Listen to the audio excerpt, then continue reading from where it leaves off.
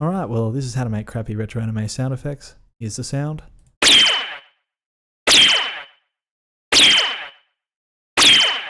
Amazing. So the basic tenets of how to make it a sound from then till now haven't really changed. It's just a combination of synthetic elements you make yourself and Foley recordings of actual things that you reinterpret and sort of mix with the synthesized elements to make something new from.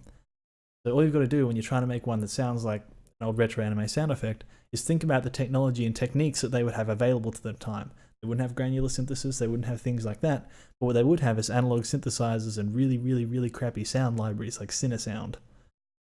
So on track 1 here, got just a very simple singular saw wave with an envelope and an LFO. So without the LFO, it just sounds like this. Very simple. Then we add a little bit of shimmer with the LFO. We have a bit of a little sparkle sound effect.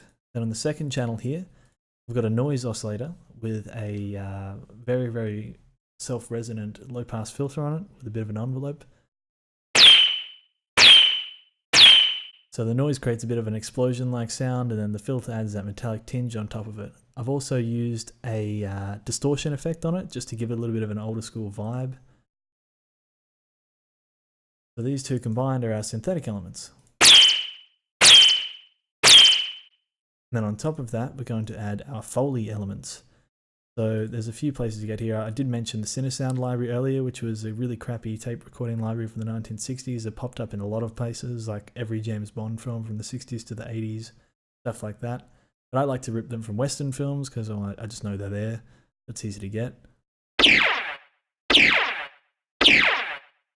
So in this case, I've just put a flanger on that and I'm manually sweeping it with the envelope here instead of just letting the LFO do it because, I don't know, I prefer it that way. So all combined, you get this. And the neat thing about that is you can swap out either element and just sort of make something new with it. So here's a gun from For a Few Dollars More. Just lovely, terrible quality. You add that on top of the previous sound.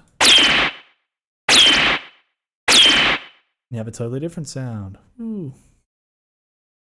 And on the master channel here, all I've done is used a bit of ozone, just with an equalizer to sort of mix that up. I've also used a tape emulator to sort of drive the whole thing and put a little bit of distortion over it. Doesn't really make a big difference. Barely any really, but it's nice to have. And the final bit is to use just a very tiny bit of tape echo or something like that. This just sort of ruins the sound actually a little bit, but you know, in a good way. And the last thing is, if you're going to put a reverb on it, only use a plate or a spring reverb because chambers were quite expensive. They wouldn't have really had access to those, and sort of later reverb types are way too hi-fi for it. Spring reverbs are all monophonic, which is good too. And another thing to keep in mind, all these sound effects they would be doing would generally be in mono. They wouldn't be in stereo. So if your sound is all stereophonic and panning or whatever, really. Alright, that's about it.